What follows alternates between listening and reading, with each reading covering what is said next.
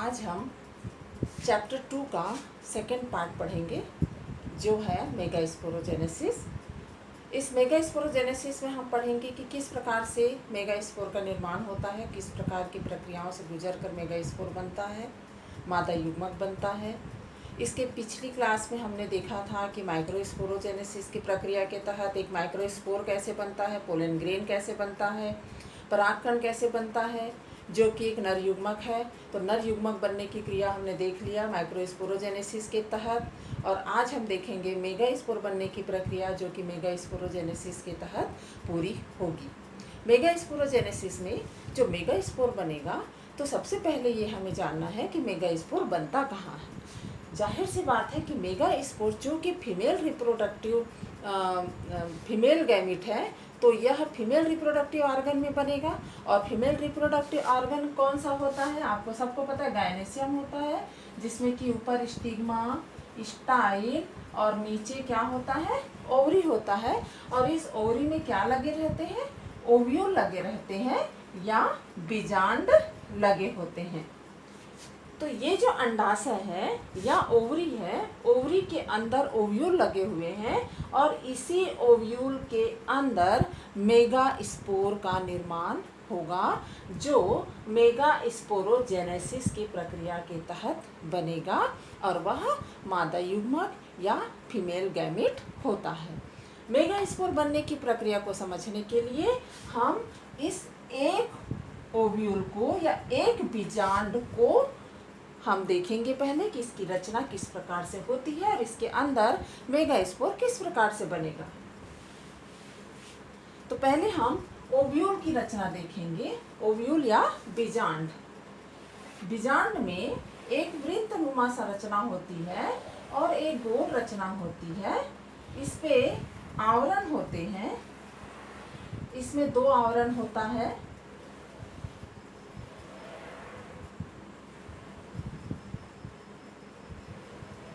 एक बाहरी आवरण और एक आंतरिक आवरण। बाहरी आवरण को हम आउटर इंटेग्यूमेंट कहेंगे और आंतरिक आवरण को इनर इंटेग्यूमेंट। बीजांड में दो स्तरीय झिल्ली होती है जिसे हम आउटर इंटेग्यूमेंट और इनर इंटेग्यूमेंट कहते हैं। ये जो वृत्तनुमा रचना होती है यह अंडाशय से जुड़ा रहता है। आपको पता है ओवरी के अंदर ओव्यूल लगे हैं, तो ये ओवरी के अंदर ये जुड़ा रहता है। तो ये वृत्तनुमा रचना जो अंडाशय से या ओवरी से जुड़ा रहता है इसे हम फ्यूनिकल कहते हैं।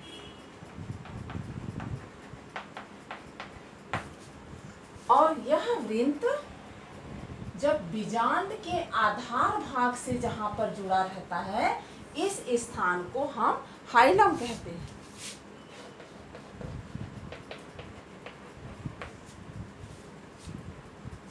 बीजांड के अंदर बीजांड का मुख्य भाग जो होता है वह कोशिकाओं का बना हुआ एक गोल संरचना होती है जिसे हम न्यूसेलस कहते हैं या बीजांड काय। बीजांड के अंदर ओव्यूल के अंदर कोशिकाओं से बना हुआ एक मध्य में रचना होती है जिसे हम न्यूसेलस कहते हैं।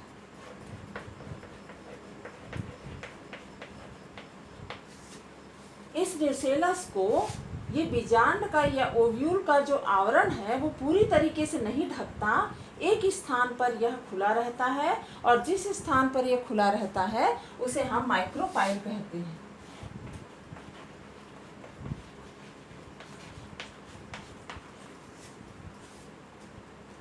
इस न्यूसेलस का दो भाग होता है, एक नीचे की ओर जहां पर आवरण नहीं है, खुला हुआ भाग है जिसे हम माइक्रोपाइल कहेंगे, और दूसरा वह सिरा, वह स्थान जो बीजांड का आधार भाग होता है और इस भाग को हम चैलेजा कहेंगे।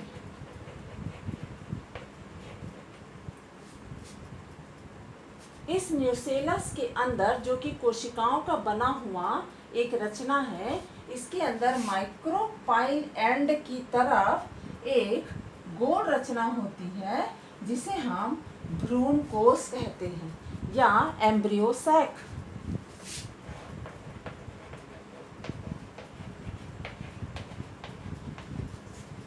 एक्चुअल में ये एम्ब्रियो सैक बना है मेगास्पोर से, जो हम मेगास्पोरोजेनेसिस के तहत अभी पूरी प्रक्रिया पढ़ेंगे कि इस एम्ब्रियो सैक का निर्माण या भ्रूण कोश का निर्माण किस प्रकार हुआ। इस एम्ब्रियो सैक के अंदर 8 केंद्रक होते हैं, 3 चैलेजा भाग की ओर, 3 माइक्रोपाइल भाग की ओर और 2 बीच में सेंटर में। 3 3 6 और ये 2 8 न्यूक्लियस इस एम्ब्रियो सैक के अंदर रहते हैं। ये जो एम्ब्रियो सैक है वो कहाँ से बना? मेगास्पोर से, जिसके बनने की प्रक्रिया अभी हम मेगास्पोरोजेनेसिस में पढ़ेंगे। और ये जो रचना है ये पूरा एक ओव्यूल की रचना है जो कि ओवरी के अंदर होता है। और इस प्रकार एम्ब्रियो सैक मेगास्पोर से जब बनेगा वो प्रक्रिया भी हम देखने जा रहे हैं कि किस प्रकार से ये एम्ब्रियो सैक बनकर तैयार होता है और यह मादा युग्मक की तरह कार्य करता है। तो एक ओव्यूल की रचना है, बीजांड की रचना है। इसका चित्र बहुत प्रश्न में पूछे जाते हैं बोर्ड परीक्षा में भी, तो यह चित्र बहुत इम्पॉर्टेंट है। इसको आप बनाने की प्रैक्टिस जरूर कर लीजिएगा।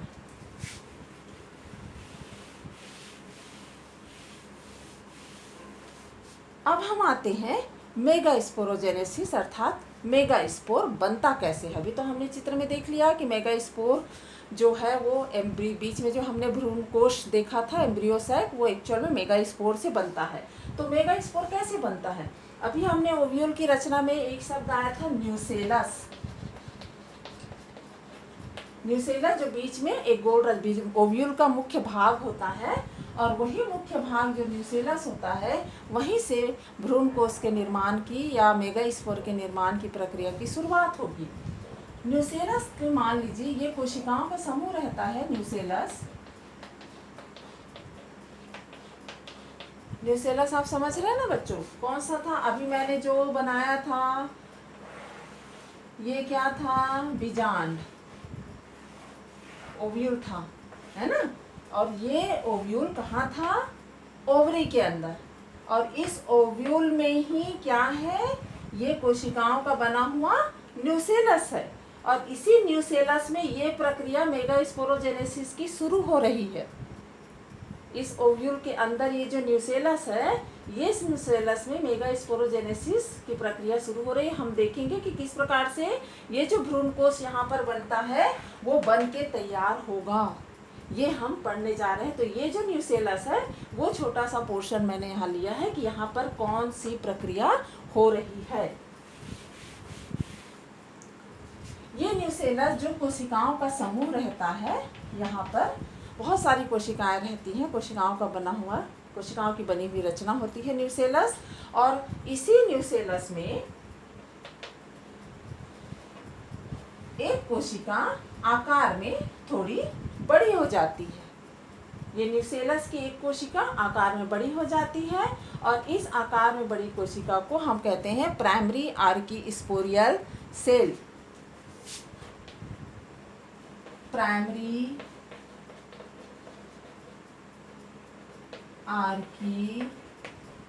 आर्कीस्पोरियल सेल, प्राथमिक आर्कीस्पोरियल कोशिका की तरह यह कोशिका आकार में बड़ी होकर के कार्य करने लगती है। और यह प्राथमिक आर्कीस्पोरियल सेल जो है इसमें विभाजन होता है और यह 2 कोशिकाओं में विभक्त हो जाती है।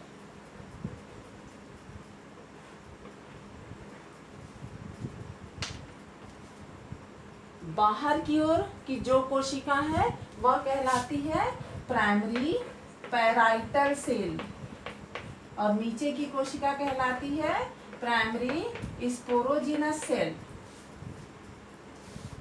ये दोनों शब्द आपने माइक्रोस्पोरोजेनेसिस में भी सुना है।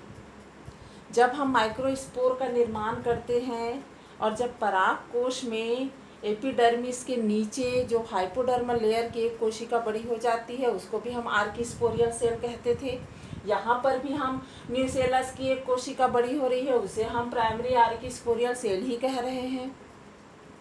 वही आर्किस्पोरियल सेल दो भागों में विभाजित हो जाती है। माइक्रोस्पोर बनते समय भी हाइपोडर्मल की जो कोशिका बड़ी होती है वो भी दो कोशिकाओं में विभाजित हो जाती है, उसको भी हम प्राइमरी पैराइटल सेल और प्राइमरी स्पोरोजिनस सेल कहते थे। तो वही सेम चीज दोनों जगह नाम वही है।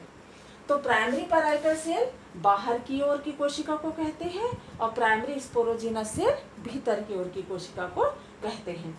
ये जो प्राइमरी पैराइटल कोशिका है वह बार बार विभाजन करके, ऊपर की जो कोशिका है वो बार बार विभाजन करके बहुत सारी कोशिकाओं का स्तर बना लेती है, यानी भित्ति स्तर बना लेती है, लेयर बना लेती है। अब बचा नीचे का प्राइमरी स्पोरोजिनस सेल। ये जो प्राइमरी स्पोरोजिनस सेल है, ये नीचे वाली, ये प्राथमिक या प्राइमरी स्पोरोजिनस सेल सीधे मेगा स्पोर मदर सेल की तरह काम करती है। तो इसे हम क्या कहेंगे, प्राइमरी स्पोरोजिनस सेल को ही मेगा स्पोर मदर सेल।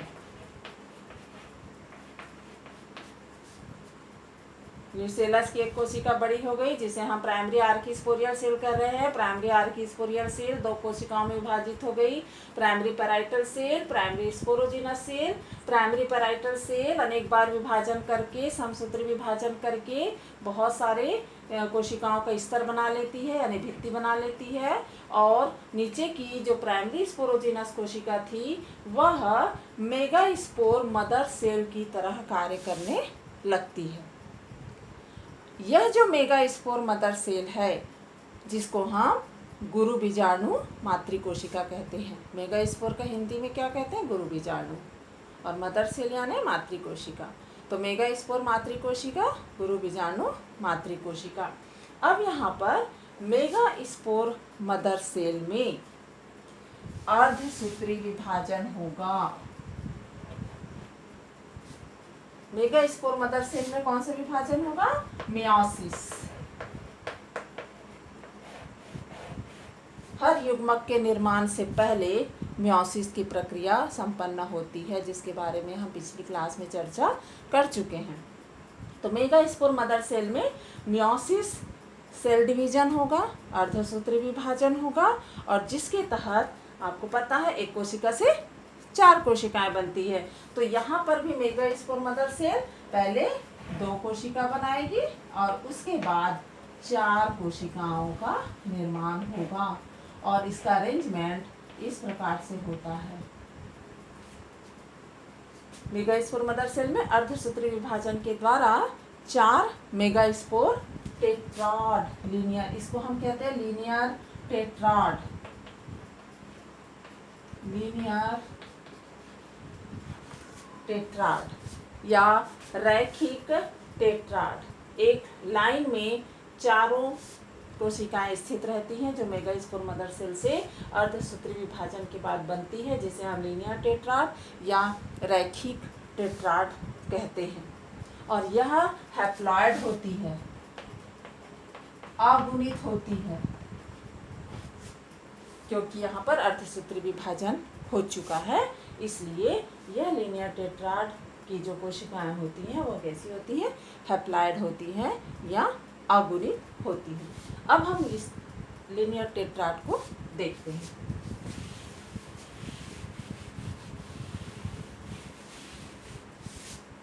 ये जो लीनियर टेट्राड है, जो मेगा स्पोर, यानी कि हमारे पास 4 मेगा स्पोर बन चुके हैं एक मेगा स्पोर मदर सेल से, इसमें से 3 जो है वह धीरे धीरे डिजेनरेट हो जाती हैं, धीरे धीरे समाप्त होने लगती हैं, और केवल एक मेगा स्पोर एक्टिव रहता है, जिसे हम क्रियाशील मेगा स्पोर या एक्टिव मेगा स्पोर बोलते हैं।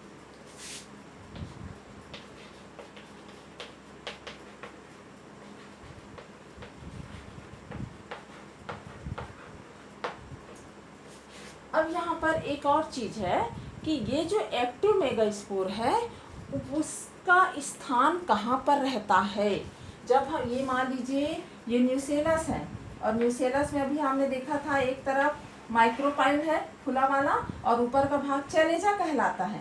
तो ये जो एक्टिव मेगास्पोर है वो हमेशा चैलेजा की तरफ रहेगा, ऊपर की ओर। मान लीजिए यहाँ बना है तो ये एक्टिव मेगास्पोर चैलेजा की ओर रहेगा और बाकी डिजेनरेट हो जाते हैं 3। तो ये जो एक्टिव मेगास्पोर है उसका डायरेक्शन कहाँ रहेगा, चैलेजा एंड की ओर रहेगा। ये एक्टिव मेगास्पोर आगे फिर विभाजन से गुजरता है। इसमें 3 क्रमिक विभाजन होंगे, 3।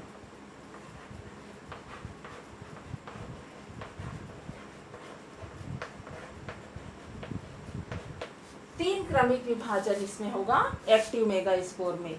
और ये तीनों क्रमिक विभाजन समसूत्र विभाजन होता है, क्योंकि यहाँ इस मेगास्पोर मदर सेल के तहत जो 4 मेगास्पोर बने थे वो अर्धसूत्रीय मियोसिस से बन चुके हैं। ये पहले से हैप्लॉइड कंडीशन में है, इसलिए यहाँ पर आगे अब एक ही बार अर्धसूत्री विभाजन हुआ, अब आगे समसूत्री विभाजन होगा। और ये 3 बार होगा क्रमिक रूप से इस क्रियाशील मेगास्पोर में। और ये क्रियाशील मेगास्पोर आकार में वृद्धि करता है और इस पर फिर आगे 3 क्रमिक समसूत्री विभाजन होगा। अब इसमें 3 समसूत्री विभाजन में पहला विभाजन के तहत 1 से 2 केंद्रक बने, दूसरा विभाजन में 2 से 4 केंद्रक बना और तीसरे विभाजन में 4 से 8 केंद्रक का निर्माण होता है। यहाँ पर हम एक विशेष बात ये देखते हैं कि इस 3 क्रमिक विभाजन के फलस्वरूप केवल केंद्रक का विभाजन हो रहा है, भित्ति निर्माण नहीं होता।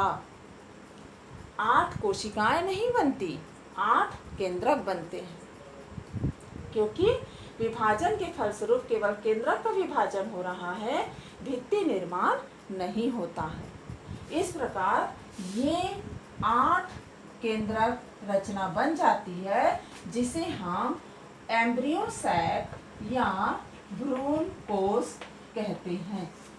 और यही वो रचना है जो हमने अभी जब ओव्यूल का स्ट्रक्चर बनाया था वहाँ न्यूसेलस के अंदर में था।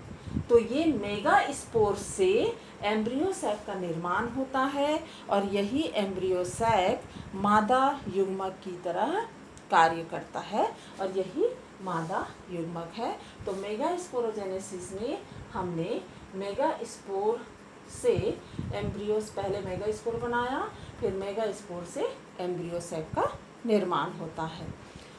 इस एम्ब्रियो सैक में ये जो 8 केंद्रक है उसकी रचना को हम डिटेल समझ लेते हैं और उसका स्थान हम देखेंगे, कहाँ पर कौन सा केंद्रक स्थित होता है।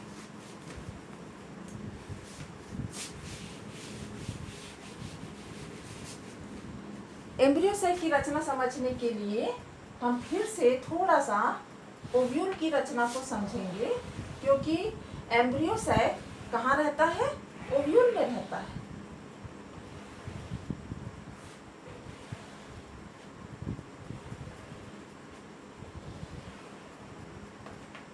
बीच में ये न्यूसेलस, और न्यूसेलस के अंदर में क्या बना, भ्रूण कोश। यही न्यूसेलस से एक कोशिका, एक एक्टिव मेगास्पोर विभाजन के बाद ये भ्रूण कोश बनाया और इसी के अंदर में 8 केंद्रक मौजूद हैं। ये 8 केंद्रक में से 3 चैलेजा की तरफ स्थित हो जाते हैं, 3 माइक्रोपाइल की तरफ और 2 बीच में स्थित होते हैं। 3, 3, 6 और ये 2, 8 केंद्रक हमने देखा था एक्टिव मेगास्पोर से बना था 3 क्रमिक विभाजन के द्वारा। ये जो चैलेजा की तरफ, तो ये न्यूसेलस है,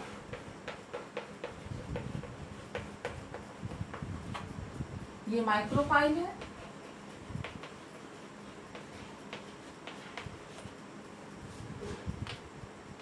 चैलेजा की तरफ जो 3 केंद्रक स्थित हैं, उन तीनों केंद्रकों को हम एंटीपोडल कहते हैं। एंटीपोडल। ये सब केंद्रक किसके अंदर है? इस रचना को हम एम्ब्रियो सैक कह रहे हैं।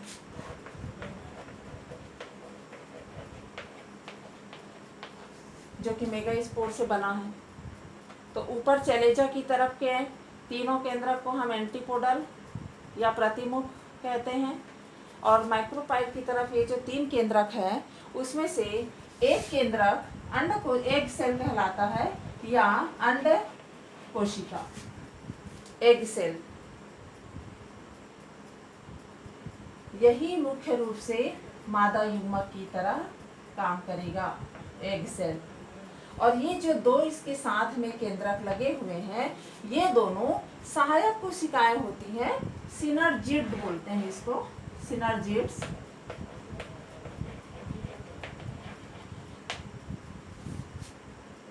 और बीच में ये जो केंद्रक है, इसे हम पोलर न्यूक्लियाई कहते हैं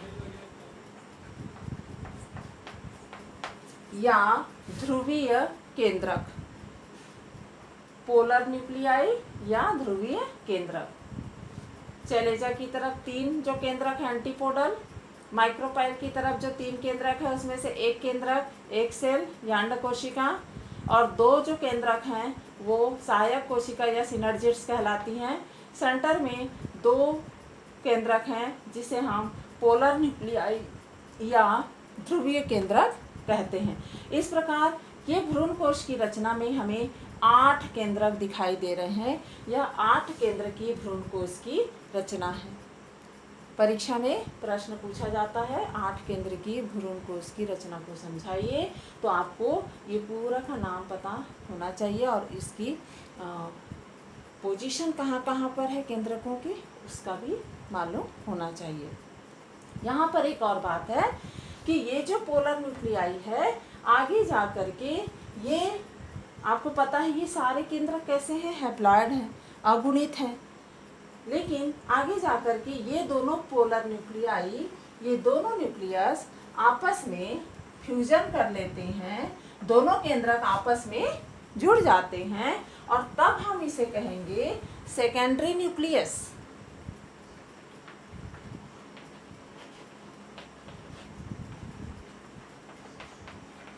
द्वितीय केंद्रक या सेकेंडरी न्यूक्लियस। इस स्थिति में भ्रूण कोश हमें 7 केंद्र की अवस्था में दिखाई देता है। अगर हमें 8 केंद्र की अवस्था दिखाना है तो बीच में हमें 2 अलग अलग केंद्रक दिखाना पड़ेगा, और उसे हमें नाम क्या देना पड़ेगा? पोलर न्यूक्लियाई या ध्रुवीय नाभिक। और अगर जब दोनों पोलर न्यूक्लियाई आपस में जुड़ जाते हैं 7 केंद्र की अवस्था में, यहाँ बीच में हमें, तब इस केंद्रक को हमें लिखना पड़ेगा सेकेंडरी न्यूक्लियस या द्वितीयक नाभिक। और ये डिप्लॉयड होता है, द्विगुणित होता है। ये डिप्लॉयड या द्विगुणित क्यों होता है? क्योंकि इसमें 2 हैप्लॉयड न्यूक्लियस आपस में फ्यूजन करके दोनों केंद्रक आपस में जुड़ गए, और ये हैप्लॉयड से डिप्लॉयड हो जाते हैं। इसलिए हम इसको द्वितीयक केंद्रक या सेकेंडरी न्यूक्लियस कहते हैं। तो इस प्रकार से एक ओव्यूल की रचना में आपको डिटेल ये बताना है, और बीच में भ्रूण कोश में किस प्रकार से मेगास्पोर का निर्माण होता है। मेगास्पोरोजेनेसिस के तहत ये भ्रूण कोश की रचना होती है। 8 केंद्र की रचना किस प्रकार से बनती है वो भी आपको बताना है। द्वितीयक न्यूक्लियस या सेकेंडरी न्यूक्लियस क्या है, ये भी आपको मेगास्पोरोजेनेसिस के तहत में समझ में आ गया होगा। इसमें जैसे मैंने बताया इम्पॉर्टेंट क्वेश्चन 7 केंद्र की है, 8 केंद्र की है, एम्ब्रियो सैक की रचना को समझाइए, ये भी आता है। पूरे ओव्यूल की रचना को समझाइए, ये भी आता है। तो इस चित्र को बहुत ही अच्छे से आप बना करके एक एक नाम और एक एक पोजीशन को आप प्रैक्टिस करके समझ लीजिए। और ये पूरा ओव्यूल आपको पता है ना कहाँ पर रहता है? ओवरी के अंदर। तो इस प्रकार इस क्लास में हमने ये समझा कि एक फीमेल गैमीट या मादा युग्मक किस प्रकार से बनकर तैयार हो चुका है। इसके पहली क्लास में हमने माइक्रोस्पोर के निर्माण को देखा था और आज की क्लास में हमने देखा एक फीमेल गैमीट या एम्ब्रियो सैक का निर्माण किस प्रकार हुआ।